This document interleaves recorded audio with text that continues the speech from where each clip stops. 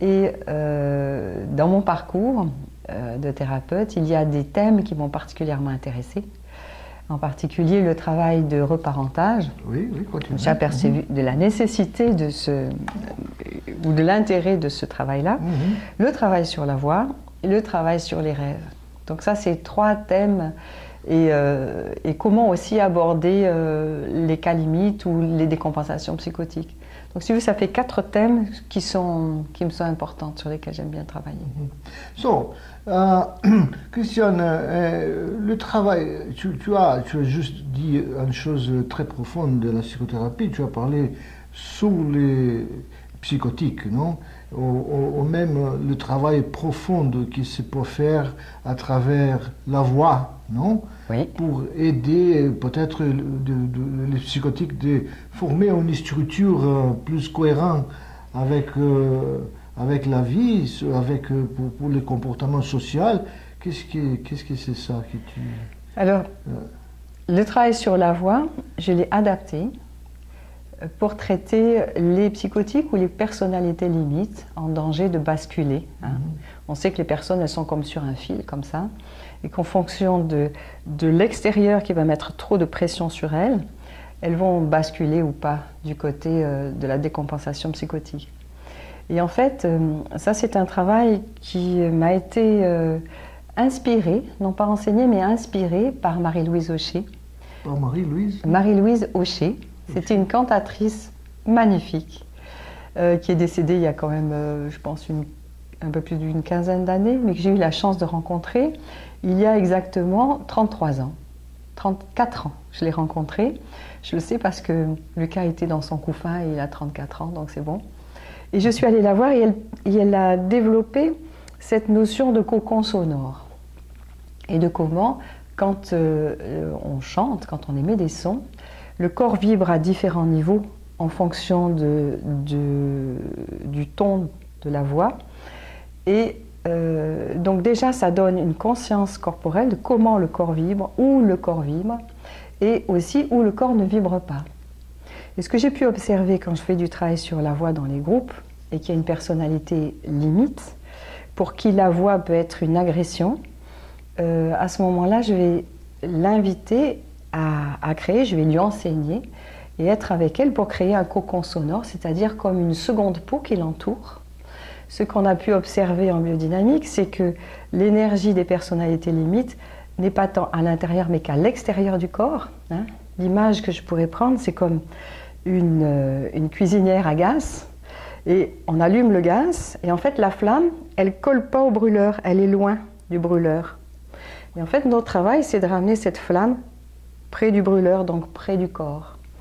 Et c'est ce que ce travail, en gros, le travail sur la voix permet, c'est de ramener, en fait, de contenir l'énergie de la personne pour la ramener près d'elle et lui permettre d'être dans une ambiance sonore, qui peut être chaotique, en étant en sécurité.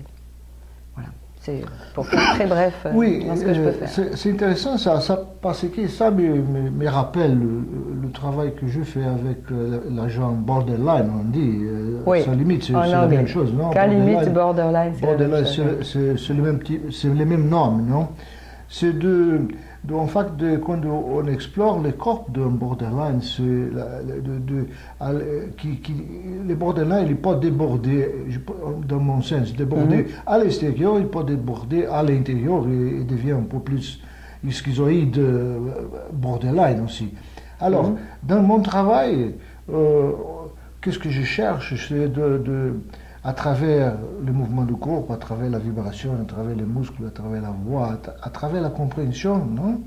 D'arriver à un point où la personne avec cette tendance borderline rencontrer un point d'équilibre entre l'intérieur et l'extérieur, où il forme une certaine frontière, un certain pot qui lui donne la capacité d'être en contact dans le social, dans la famille, etc.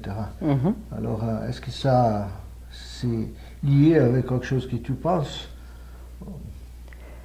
Le point, c'est exactement ça. C'est comment aider ces personnes à retrouver une sociabilité. parce que ces personnes telles que tu décris, qui peuvent déborder vers l'intérieur ou vers l'extérieur, elles ont un réel problème de limite. Donc notre travail va être de travailler le contenant. J'ai parlé du travail sur la voix, mais le travail en massage, en biodynamique, on sait faire ça. C'est-à-dire qu'on travaille pour ramener la personne dans son corps, et de la même manière que tout à l'heure je disais que l'énergie elle est à l'extérieur du corps, on va ramener comme ça la personne dans elle-même, dans son corps, et on a ce paradoxe qu'on trouve chez eux, l'énergie dans les os et l'énergie à l'extérieur du corps. Et entre les deux, c'est comme s'il n'y a pas de champ de contenant. Et c'est ça qu'on va faire, leur permettre d'être deux dans le corps. Et souvent, ce qu'on observe, c'est que ces personnes, elles ont pas de sensation intérieure. Elles perçoivent tout ce qui est à l'extérieur, c'est-à-dire qu'elle va très bien te raconter comment tu es toi ou comment je suis moi, mais elles n'auront pas de sensation d'elles-mêmes à l'intérieur d'elles-mêmes. Et tout le travail va être de les rassembler pour que petit à petit, elles se sentent elles-mêmes. Alors, qu'est-ce que j'ai aussi percevoir avec le travail avec le borderline, c'est que si on rentre dans les histoires de chacune personne, et évidemment, ça manquait un contact, ça manquait une présence qui lui laissait cette capacité de s'encontrer à l'intérieur et de savoir comment laisser l'intérieur contacter l'extérieur, non? Et normalement, ces contacts-là, ça fait par le parent, par la mère ou par le père, mais à quelqu'un personne qui est devant cet enfant, non? À cette époque, parce que peut-être il n'y a pas de parents, les parents sont décédés, ou la mère est décédée, ou le père est décédé, ou ils sont abandonnés. Il y a quelqu'un adulte qui était là pour à travers la relation, à travers les contacts, donner cette capacité, ou laisser cette capacité se développer dans l'enfant. Parce que qu'est-ce que je sens, c'est que l'enfant, quand il est né, quand il vient au monde, non, il y a une énergie toujours à l'extérieur. L'enfant, il veut plus et plus et plus et plus, et l'extérieur, il donne des limites, de certaines limites qui va structurer cet enfant dans le monde. Est-ce que ça c'est lié à qu'est-ce que tu penses quand la relation, non? Parce que c'est l'importance de le thérapeute, de toi par exemple, quand tu travailles avec quelqu'un, c'est ta importance dans la relation que arrive à donner cette capacité, non? J'ai envie de repartir à ce que tu disais au départ, que l'énergie de l'enfant a envie de grandir, d'aller vers l'extérieur. Et ça, c'est un des concepts fondateurs en biodynamique, qu'en fait, l'enfant est en lui une personne complète. Et cette personne complète va chercher à se développer. Gerda a parlé du noyau sain. De quoi? Du noyau sain. Le noyau sain, ok. Qui est inhérent à chaque être qui naît. Et je vois vraiment le nourrisson comme un soleil radiant. D'ailleurs, on le voit, les petits qui naissent dans de bonnes conditions, ils sont radiants. Alors tu disais que l'extérieur, les adultes ou le substitut parental, si jamais les parents sont pas là, vont donner des limites qui vont permettre de structurer. J'aimerais le formuler autrement. À moi, c'est pas tant qu'il faut donner des limites à cette énergie et à ce soleil radiant, mais lui permettre de réaliser qui il est en germe. C'est-à-dire que pour moi, il y a plus besoin de contenant. Alors c'est en ça que peut-être tu dis que ça va l'aider à le structurer ou à le limiter, mais j'ai pas envie de dire le limiter dans un sens de contrainte. Mais plus le limiter dans un sens de lui permettre de trouver sa direction. Ce qu'on sait, c'est que quand il y a un enfant très turbulent, plein d'énergie, et que c'est insupportable pour les patients, pour les parents, les parents vont avoir tendance à dire tais-toi, reste calme et à contraindre cette énergie. Et je pense qu'il vaut mieux donner une direction à cette énergie plutôt que de chercher à la contraindre. C'est en ça que je voulais préciser un peu ce que tu disais tout à l'heure. Je pense qu'il y a du sens que ce que tu dis juste maintenant. Oui. Oui, oui. Moi, qu'est-ce que j'ai pensé, c'est que, par exemple, si on parle d'une manière symbolique, non? Oui. Le soleil, il y a trop de lumière dans le soleil, non? Oui. Et beaucoup de lumière, quand tu regardes trop de lumière, non? En fait, tu perds la capacité de regarder. Ça veut dire tu lasses, tu perds de cette capacité. En même temps, c'est trop noir, non? Tu regardes rien, non? Oui. So, entre les noirs et la forte lumière du soleil, non? Pour l'enfant, qu'est-ce que tu... Je vais parler d'une manière plus symbolique. Hein?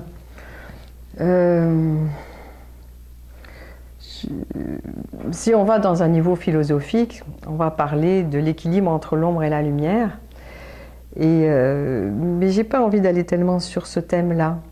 Si tu veux bien, moi je reprendrai l'histoire de quand l'enfant naît, la nécessité d'avoir quelqu'un qui l'accueille. Ce quelqu'un, normalement, c'est la mère. Elle est fabriquée pour ça.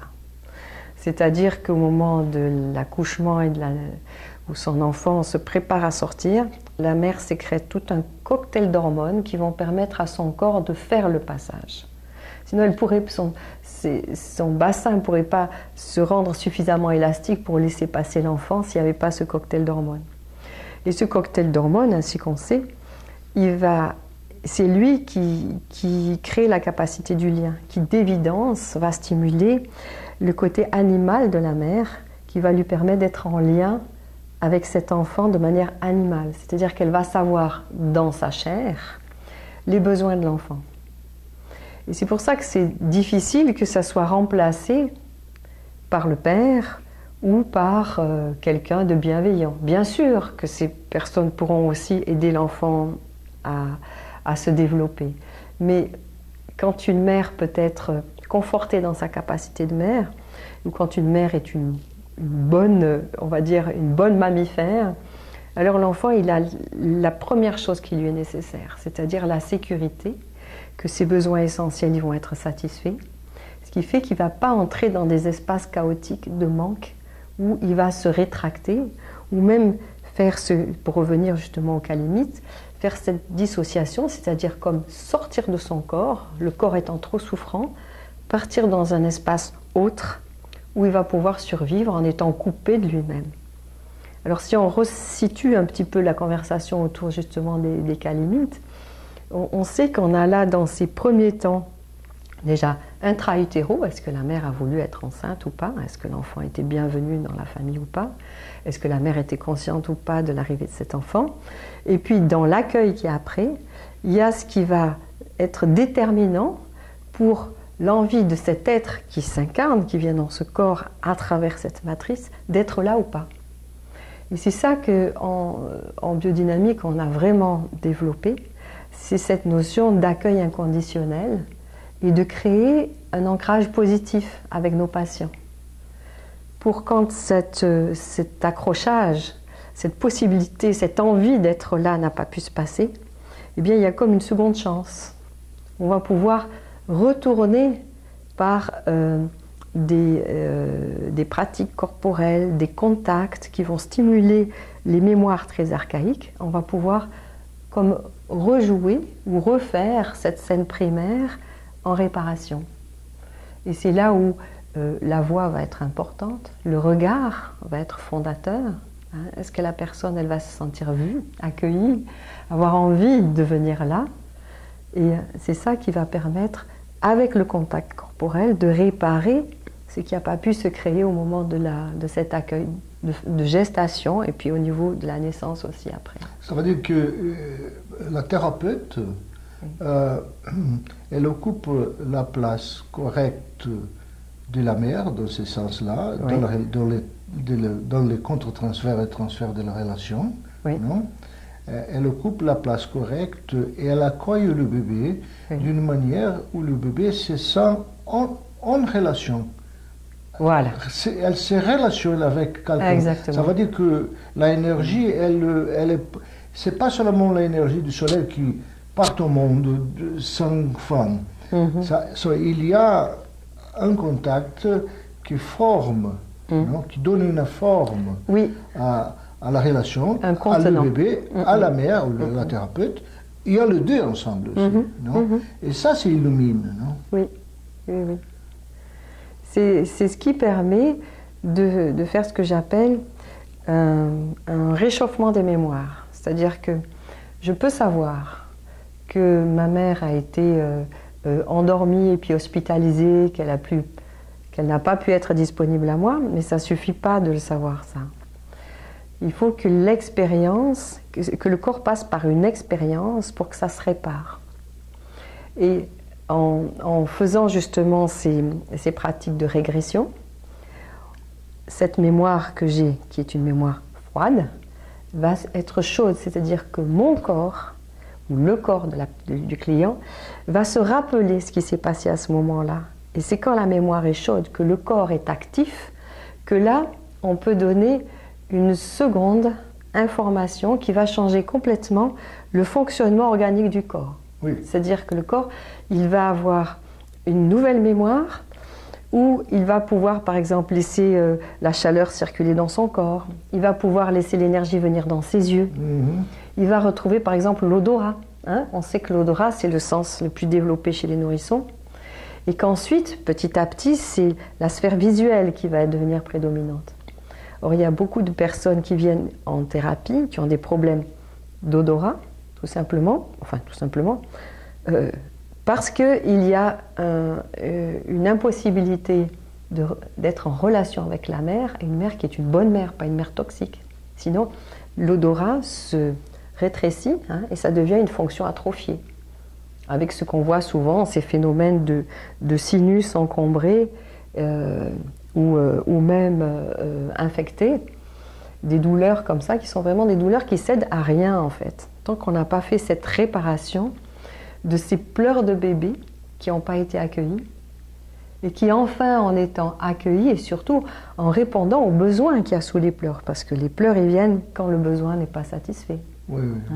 Et bien quand on permet de faire cette réparation, donc d'aller très très loin dans la régression du tout petit, c'est vraiment très archaïque les mémoires qui se lèvent à ce moment-là. À ce moment-là, il y a une transformation physiologique, c'est-à-dire que le corps se transforme avec cette nouvelle information. Ça c'est très clair. Ça c'est très clair et moi, je voulais encore de friser que la présence correcte du thérapeute qui occupe une fonction maternelle ou paternelle, exactement, qui forme une relation qui donne ça. Alors, si on rentre dans la question du borderline, par exemple, je pense que c'est peut-être presque la même chose. Parce que le borderline, il déborde, non? Alors, c'est que l'énergie du borderline, elle sort partout. Et alors, quand elle est avec le thérapeute devant lui, ou avec le thérapeute qui se relationne avec lui, cette même énergie que déborde à quelque part, elle peut gagner une forme dans la relation. Ça veut dire que ce n'est pas vraiment quand je parle de limite, ce n'est pas vraiment de réprimer cette énergie. Il y a une grande différence entre répression et limite. Ça veut dire, seulement la présence, moi devant toi ici, je te donne une limite de présence, je suis là, je ne suis pas là, je suis ici. Et ici, entre nous, il y a une relation. Alors, avec le borderline, c'est presque la même chose. Ça veut dire, l'énergie que déborde, elle rencontre quelqu'un pour se relationner. Quand elle rencontre quelqu'un pour se relationner, elle, petit à petit, peut-être elle va gagner une forme. Et sa forme, elle va structurer la personne, elle va donner un corps qui sent, un corps qui vibre, un corps qui sent, et un corps qui retient l'expérience. Et pas un corps qui seulement met dehors l'expérience. Tu as très bien décrit, bien décrit ça. C'est-à-dire que la relation va créer un contenant, et le contenant permet à la personne comme de se densifier, de revenir à l'intérieur et de prendre forme justement dans ce contenant. Oui. Oui, c'est très... L'image est correcte, vraiment c'est ça. C'était très intéressant parce qu'on n'a pas pensé de parler sur borderline, non? Non. Et on parlait sur borderline. Oui. Et je pense, pourquoi on parle sur borderline? Peut-être parce que la question du monde aujourd'hui, dans les pays, dans les grands pays, dans les grandes relations politiques existentielles dans le monde, je pense que tous les gens du pouvoir, tous les gens qui occupent une place, qui dirigent un pays, qui dirigent un État, qui dirigent une ville, normalement, ces gens débordent beaucoup parce qu'ils occupent la place comme si toute la place appartient à eux. Par exemple, ils prennent l'argent de le peuple, non? Ils sont des criminels, ils tuent l'agent. Ça veut dire il y a un comportement dans le monde dans ce moment-là qui, pour moi, c'est vraiment un comportement borderline, ou plus que borderline, un borderline psychotique. Non? Ça veut dire peut-être, ces gens-là, où est-ce qu'elle a appris à être comme ça, à vivre comme ça? Ça veut dire que peut-être tous ces gens-là, dans la famille d'origine, il avait un problème qui laissait ce type de personnalité gagner espace à la vie. C'est très vraisemblable.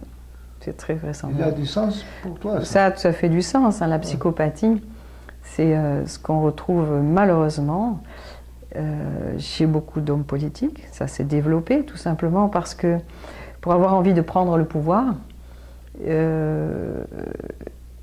ça concerne énormément de personnes qui ont des problématiques avec le pouvoir. Ceux qui ont un pouvoir naturel, ils ne sont pas intéressés de prendre le pouvoir. Et le problème, c'est que ceux qui se présentent pour pouvoir faire ce travail-là, la plupart ont une problématique avec le pouvoir. Alors on pourrait regarder en amont, hein, effectivement, dans les familles, qu'est-ce qui s'est passé. Ça pourrait être une étude tout à fait intéressante. Mais ça, je ne sais pas si ça résoudrait le problème de nos gouvernants, mais en tout cas, ça dit bien comment une famille harmonieuse, normalement, régule ses envies, ses instincts de toute puissance, et qui, s'ils ne rencontrent pas un accueil et un retour sur soi, c'est-à-dire une prise de conscience suffisante sur qu'est-ce que je fais de mon pouvoir, peut donner libre cours à toutes sortes de débordements. C'est très bien que tu as rappelé ça, parce que c'est important de laisser un message correct aussi, que dans les familles, aujourd'hui, les familles sont beaucoup stimulées pour faire les enfants grandir avec le pouvoir et avec le désir de conquérir le monde et d'être fameux et d'être riche et de faire comme elle veut pour garantir le futur, dans quelque sens. Et je pense que cette stimulation familiale, s'il n'y a pas de sens de valeur, qu'est-ce que c'est les valeurs de la vie, qu'est-ce que c'est le vrai valeur de la vie, ça va former des gens qui, au futur, adultes, se comportent comme ça, non? Oui. Qu'est-ce que tu penses? Je pense exactement ça. Et je pense que c'est un système qui n'est voué qu'à s'autodétruire. C'est-à-dire que si tout le monde veut pour soi-même, sans prendre soin du collectif, il va y avoir un effondrement. Parce que dans le collectif, il y a ceux qui prennent soin de la culture, de la terre, ceux qui prennent soin de la santé, ceux qui prennent soin des enfants, ceux qui prennent soin du fait que vivre ensemble, c'est possible. Et s'il y a de plus en plus comme ça de personnes qui veulent pour eux-mêmes, hein, moi d'abord, eh bien, ça va être forcément au détriment de ce qui permet à la vie d'exister. Hein, on est en pleine discussion écologique, hein, l'écologie dans la relation, l'écologie avec la terre et l'écologie avec soi-même aussi. On a besoin de penser d'une manière à la fois globale et collective, tout en étant soi-même des individus. Hein, ça ne veut pas du tout dire noyer l'individu dans la masse, pas du tout. Mais c'est des individus conscients. Voilà, conscient de soi et du collectif. Et pour rentrer dans les thèmes de commence de notre conversation, non? Quand tu parles de la voix, par exemple, rencontrer la propre voix, le taille de ta voix, la mesure de ta voix, la qualité de ta voix, c'est une manière de s'approcher de ta propre identité, et de ton propre désir, de ton propre limite dans la vie aussi, non? La voix, la vibration, oui. les contenus, oui. non? La voix, c'est comme les empreintes digitales. C'est-à-dire que ça caractérise parfaitement une personne. On prend le téléphone, on a quelqu'un, on sait qui c'est au timbre de la voix. Et au timbre de la voix, on sait si tu vas bien, si tu as des soucis, si tu es heureux, tonique. Oui. La voix va dire tout ça en fait. La voix est le reflet de comment nous sommes. Alors, on peut jouer avec sa voix, on peut camoufler avec sa voix aussi. Oui. Mais si on n'est pas dans cette dimension de camoufler avec sa voix, la voix elle nous dit exactement où on est. Et par exemple, souvent en début de travail, les personnes ont des voix plutôt perchées. Je vais le faire.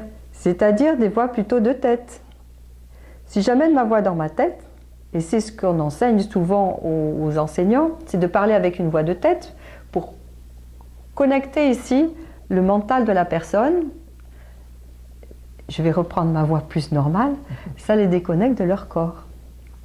Est-ce que ma voix, je vais la percher pour contacter ici, ou est-ce que je vais la laisser être dans sa plénitude, auquel cas, quand je parle là maintenant, mon corps il vibre jusqu'au bout des pieds. Voilà. Et ce type de voix va inviter la personne à redescendre, à investir son corps, redescendre dans lui. Et c'est là où, quand on va travailler la voix, en fonction des tonalités qui sont bien vibrantes, ou bien des tonalités où la voix, elle faceille un peu, elle vibre un peu, elle a des trous, on va savoir les niveaux du corps qui sont contractés, ou qui sont interdits ou désinvestis. Et là, on va pouvoir justement chauffer les mémoires. J'utilise la voix pour chauffer les mémoires, entre autres. Oui, ça c'est très intéressant parce que au moment que tu parles, je me rappelais que tous nous, tous les enfants, changent de voix pendant les grandir. Ça c'est très intéressant. Oui.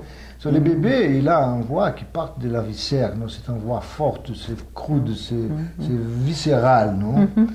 Et après, la voix se refine un peu. Non? Et elle commence à se relationner avec le monde avec des tonalités différentes. Quelquefois plus aigu, se dit. Plus aigu, quelquefois plus grave. Ça change beaucoup. Et dans les grandir, l'enfant va arriver à rencontrer sa propre voix, avec sa propre relation dans la famille, dans l'école, dans la vie, non? Oui. Et quand on travaille avec la voix, peut-être ça passe tout ce segment, non, différent de tonalités de voix. Qui signale les périodes, entre autres, où quelque chose s'est mal passé. Quand je vois une femme de 30 et quelques années, ou 35, 40 ans, qui a une voix de petite fille, il y a quelque chose qui n'est pas adéquat, qui ne s'est pas développé d'une manière normale. Et si aussi il y a la voix qui est trop grave, trop caverneuse, c'est aussi quelque chose qui n'emplit pas, qui ne donne pas l'amplitude de la capacité de la personne. Sur la tonalité de la voix, elle peut donner un diagnostic à peu près de quel âge sa voix vient dans la vie, non? Oui. À peu près. Alors à peu près. Alors là, il faut mettre des nuances parce que ce qu'on sait, c'est que c'est que au moment de la puberté, les os ici de la gorge des hommes vont changer de consistance, et c'est ça qui va permettre d'avoir des voix très très graves. Et c'est pas parce qu'un homme aura une voix très grave qu'il n'aura pas eu des blocages plus avant dans son enfance. Donc on peut pas dire, on peut pas faire le parallèle direct comme ça avec la voix, de voir à quelle tranche d'âge ça se réfère. Oui. Voilà. Oui. Chez les femmes, c'est plus flagrant. Chez les hommes, il va falloir chercher mieux. Enfin, quand on voit qu'un homme a une voix de tête ou nasale, hein, parce qu'il y en a, ils parlent vraiment d'ici, hein, voilà, ou alors carrément perché, hein, on sent que ça vient ici du crâne, ça vient, voilà, toute cette zone-là qui est là, on sait qu'il y a une déconnexion avec le corps. Voilà, déconnexion avec le corps, donc pourquoi? Pourquoi est-ce qu'il a fallu que la personne sorte de cette sensation corporelle, se réfugie dans un espace où c'est possible d'exister. Voilà. Donc ça, c'est une piste. Oui, ça c'est une piste d'éducation de cette personne. Par exemple, je me rappelle d'un patient de moi qui, ça fait quelques 20 ans, plus que ça, je demandais qu'il lui faire un dessin de le corps de lui. Et qu'est-ce qu'il a fait? Il a fait la tête sur une table. Oh. C'est incroyable ça, non? Il était un journaliste cet homme-là, très intellectuel. Il était honnête. Il était très honnête. Ben oui. Il était très, très honnête quand il a fait ça. C'est étrange, mais il a fait ça, il s'était honnête. Parce qu'il a des corps, mais il n'y a pas de corps. C'est que le corps de lui, c'est la table, quelque chose comme ça. Il n'y a pas de corps vivant. Non? On a travaillé, non, pour comprendre avant qu'est-ce qui s'est passé et réparer ça, rencontrer les corps.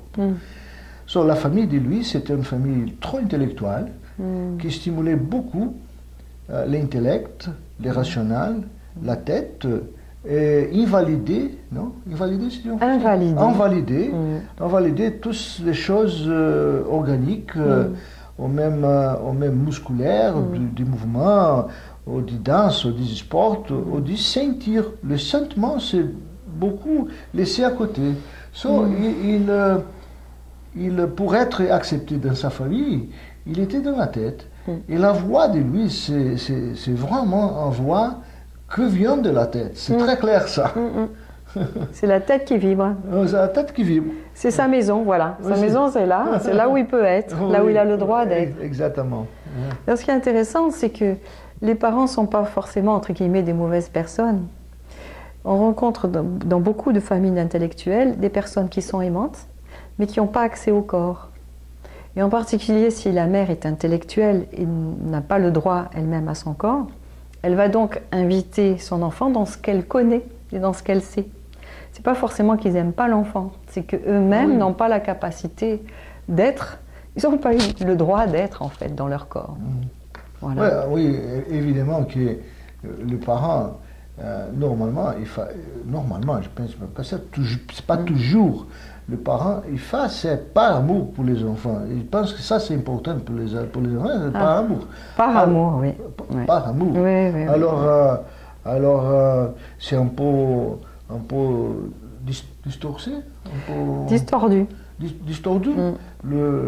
Cet amour-là, parce que ça manque des choses affectives très importantes, que ça va manquer au futur à cet enfant, comme ça manquait à cet homme-là.